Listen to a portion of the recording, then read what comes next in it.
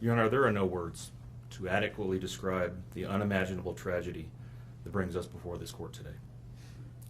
By my comments, I'm not even going to try to express the horror, the pain, or the suffering that the defendant has caused to these families, to this community, and to all who were a part of this investigation. However, I do want to spend a few minutes sharing with the court the details of the crime, as so far you've only had an opportunity to review the affidavit and a few facts here and there that have been offered to the court in the motions and pleadings that have been filed. The questions that have screamed out to anyone who will listen since August 13th of 2018 are why and how. Why did this have to happen? How could a seemingly normal husband and father annihilate his entire family? For what? These are the questions that only one individual in this courtroom or on this planet knows the answers to. I fully expect we will not receive the answers to these questions today, nor will we at any point in the future. I don't expect that he will ever tell the truth about what truly happened or why. Even if he did, there is no rational way that any human being could find those answers acceptable responses to such horrific questions. The best we can do is try to piece together some kind of understanding from the evidence that is available to us. And the evidence tells us this: the defendant coldly and deliberately ended 4 lives, not in a fit of rage, not by way of accident, but in a calculated and sickening manner. Shannan was 34 years old. She had married the defendant in November of 2012. Over the weekend leading up to August 13th, she had been at a work conference in Phoenix, Arizona, and returned home in the early morning hours of August 13th.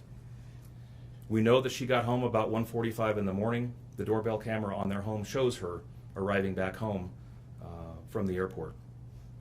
Shortly thereafter, at least according to the defendant, they had what he referred to as an emotional conversation about the state of their marriage and about what their lives would look like going forward. What was said during that emotional conversation, only he knows.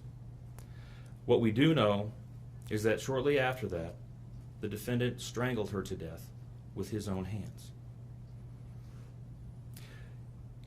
We know that he slowly took her life the morning of August 13th. We know that this was not done in an uncontrolled, vengeful manner that he tried to describe to agents from CBI and the FBI. If that were the case, you would expect to see vicious, horrible bruising about her neck, shoulders, and face. You would expect to see the hyoid bone in her neck broken. You would expect to see some kind of defensive wounds on his body as she struggled and fought for her own life. None of those are present. The only injuries that were on Shannan's body were one set of finger or bruising, what appeared to be fingernail or finger mark bruising to the right side of her neck. We know that our experts will tell us that it takes 2 to 4 minutes to strangle someone to death manually with their own hands. The horror that she felt as the man that she loved wrapped his hands around her throat and choked the life out of her must have been unimaginable. Even worse, what must Bella, age 4, and Celeste, age 3, must have experienced or thought as their father, the one man on this planet who was supposed to nurture and protect them, was snuffing out their lives. They both died from smothering. Let me say that again. The man seated to my right smothered his daughters. Why? Imagine the horror in Bella's mind as her father took her last breaths away.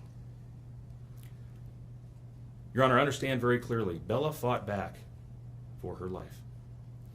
The frenulum, the connective tissue between her upper lip and her gum, had a centimeter and a half laceration. She bit her tongue multiple times before she died.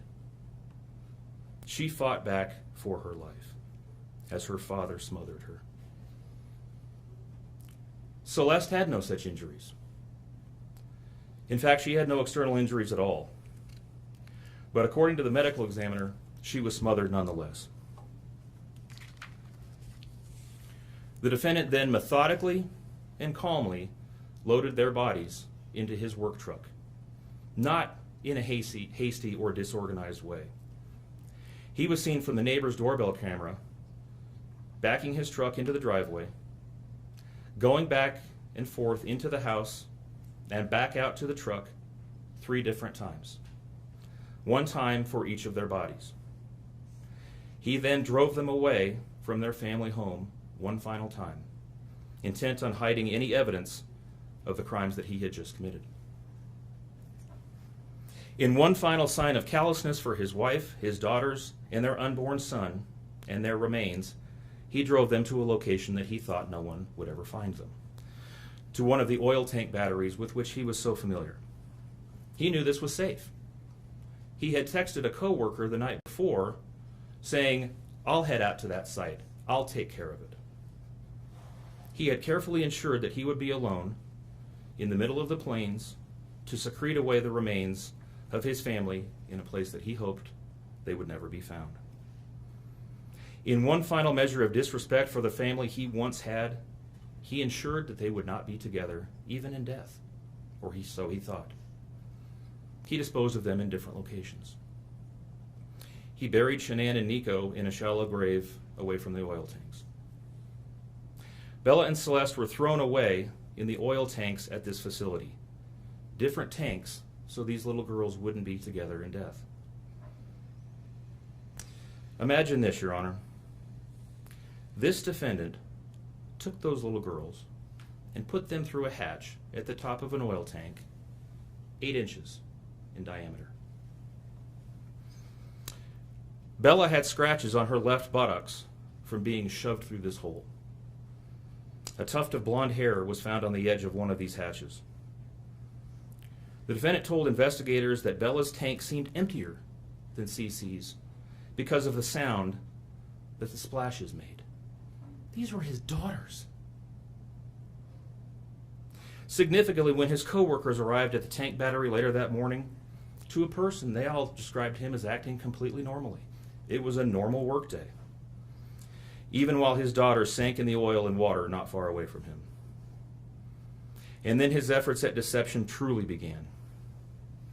We've all seen the emotionless interviews that the defendant gives to the local media, asking for help in locating his family.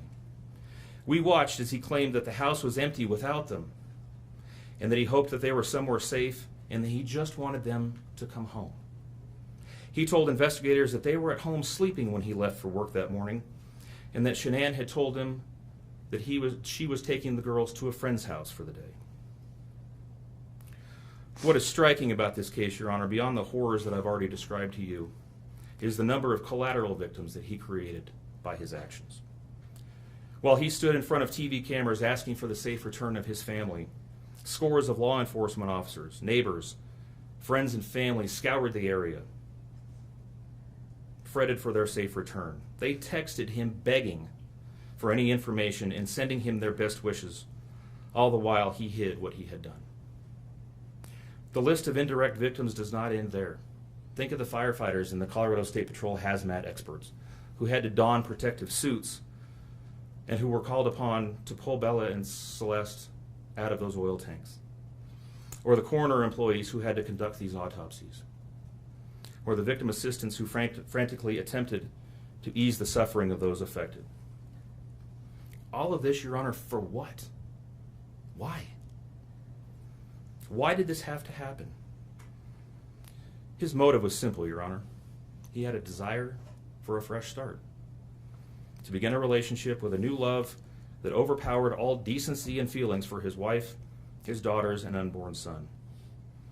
While Shannan texted the defendant over and over again in the days and weeks leading up to her death, attempting to save her marriage, the defendant secreted pictures of his girlfriend into his phone and searched and texted her at all hours of the night.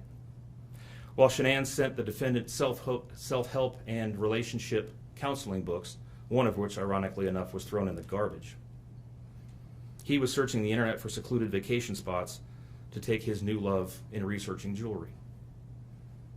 And while Shannan took the girls to visit family in North Carolina, the defendant went to car museums and the sand dunes with his new girlfriend. The stark contrast between the subjects of their internet and text content is absolutely stunning. Even the morning after he killed them and disposed of their bodies, he made several phone calls. One was to the school where the girls were supposed to start, telling the school that the girls would not be coming to school anymore, that they were being unenrolled, presumably to give him some more time before law enforcement notification about them going missing. He contacted a realtor to start discussing the selling of his house, and he texted with his girlfriend about their future. None of this answers the questions of why, however. If he was this happy and wanted a new start, get a divorce. You don't annihilate your family and throw them away like garbage. Why did Nico, Celeste, Bella, and Shannan have to lose their lives in order for him to get what he wanted? Your Honor, justice demands the maximum sentence under the agreement reached by the parties. As you will recall, the agreement calls for life sentences as to Shannan, Bella, and Celeste, and all of those to run consecutively to one another. It also calls for the count of unlawful termination of a pregnancy as to Nico to run consecutively to counts 1, 2, and 3. I would suggest that the extreme aggravation present in the defendant's conduct and in the efforts that I have described mandate that the sentences for counts 7, 8, and 9, the tampering with a deceased human body, each be the maximum of 12 years, and that those sentences run consecutively to one another. It is very clear that each of these acts, that these were not the subject of one act, but each oil tank that he walked up with his daughter's bodies and the hole that he dug for his wife and unborn son mandate a mandatory consecutive sentence. It's been alluded to this morning, but the defendant was certainly eligible for the death penalty in this case under the existing law in the state of Colorado. As you heard, Shannan's family strongly opposed my office seeking the death penalty and being bound to the criminal justice system for the next several decades. That's in large part, as you've heard, why we have reached the agreement that we have. 4 lives were lost at the hands of the defendant on August 13th for reasons that we will never fully understand, nor will we know. In the end, the Rusick family was much more merciful towards him than he was towards his wife, his daughters, and his unborn son. Prison for the remainder of his life is exactly where he belongs for murdering his entire family. Thank you.